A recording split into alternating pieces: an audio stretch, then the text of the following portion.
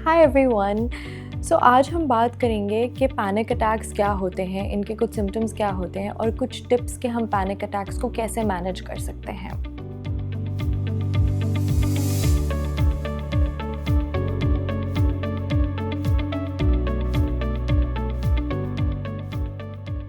Panic attack anxiety होती है जो प्रोलॉन्ग्ड एंजाइटी की वजह से कॉज होती है, लेकिन ये अचानक से होती है। जब आपको एंजाइटी के बहुत इंटेंस सिम्टम्स हो जाते हैं तब आपको पैनिक अटैक्स कॉज होते हैं और ये बहुत एब्रप्ट होते हैं, लेकिन ये सिम्टम्स में बहुत ज़्यादा इंटेंस होते हैं। बहुत ज़्यादा एक वैरायटी और एक लिस्ट ऑफ सिम्टम्स होती है जिनमें से कोई 4 भी अगर आपको हो तो वो एक पैनिक अटैक कंसिडर होता है।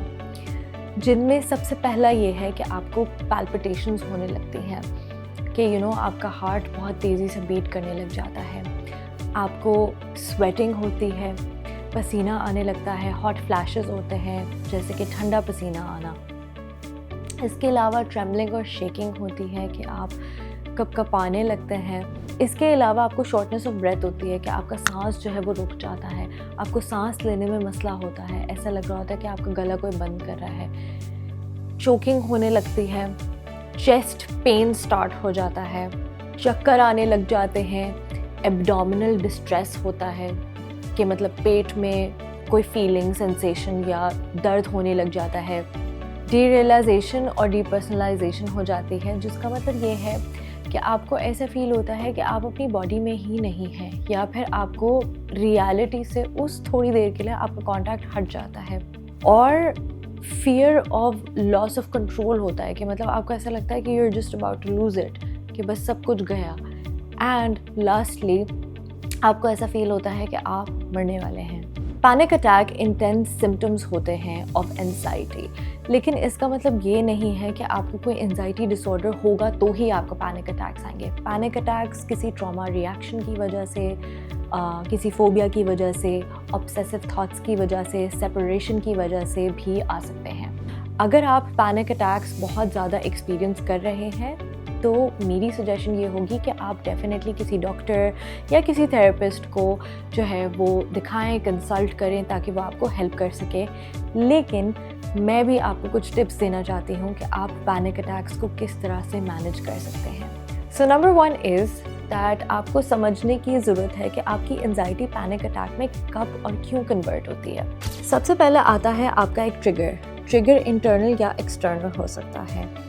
जैसे कि फॉर एग्ज़ाम्पल इंटरनल ट्रिगर ये होगा कि अगर आप जिम जा रहे हैं और आपका हार्ट जो है वो बहुत ज़्यादा फास्ट बीट करने लग गया, या फिर एक्सटर्नल ट्रिगर ये होगा कि आप जो है वो एक क्राउडेड सिचुएशन में चले गए और आपको जो है वो हॉट फ्लैशेस आने लग गए लेट्स से। उसके बाद आता है परसीव्ड थ्रेट, कि आप उसको एज अ थ्रेट परसीव करते हैं।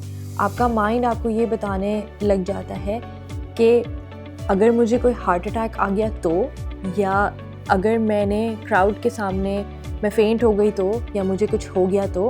परसीव थ्रेट के बाद आता है एप्रहेंशन वो चीज़ होती है कि अगर मुझे कुछ हो गया और मैंने कंट्रोल नहीं किया तो, जिसकी वजह से आपकी बॉडी भी रिएक्ट करना शुरू हो जाती है, तो बॉडी सेंसेशंस पैदा होने शुरू हो जाती हैं, जैसे कि स्वेटिंग, ट्रेम्बलिंग, आपको सांस लेने में मसला हो जाता है या आपको चक्कर आने लग जाते हैं, जिसकी वजह से बॉडी केमिकल्स रिलीज़ करना शुरू कर देती है।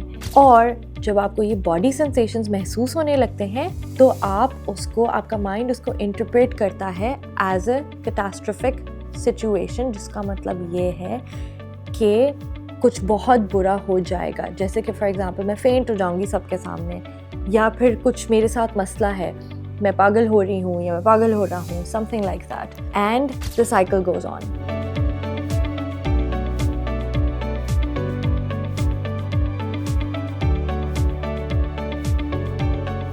सेकेंडली आपको ये अंडरस्टैंड करने की ज़रूरत है कि अगर आपको कोई पैनिक अटैक हो रहा है या आपको बहुत ज़्यादा एंजाइटी हो रही है और आपकी बॉडी अगर, जैसे कि फॉर एग्जांपल आपका माउथ ड्राई हो रहा है या आपकी पैल्पिटेशंस फास्ट हो रही हैं, तो आपकी बॉडी आपको किसी चीज़ से प्रोटेक्ट करने की कोशिश कर रही है। Your body is on your side, so trust your body. Third ये है कि आप अपने ब्रीदिंग के ऊपर फोकस कर सकते हैं। Breathe out more than you breathe इन।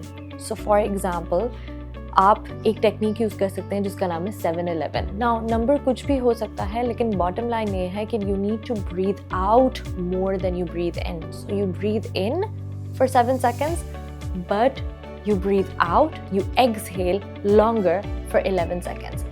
इससे ये होगा कि आपका माइंड आपकी बॉडी को ये बता रहा होगा टू स्लो डाउन, कि आपकी हार्ट बीट जो है वो स्लो डाउन हो जाए, आपकी बॉडी थोड़ी काम डाउन हो जाए। नंबर 4 ये है कि एंजाइटी जिस भी वजह से आपको हो या जो भी आपका ट्रिगर हो, अनलेस कि वो सिचुएशन सेफ ना हो, प्लीज़ उसको अवॉइड ना करें, क्योंकि अवॉइडेंस एंजाइटी को फीड करती है और एंजाइटी को बढ़ाती है।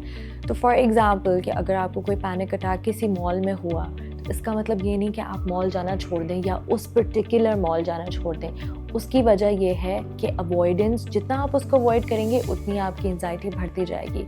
सो टेक इट स्लो, थोड़ा सा पॉज करें, शायद थोड़े अरसे के लिए ना जाएं, लेकिन डू नॉट रन अवे।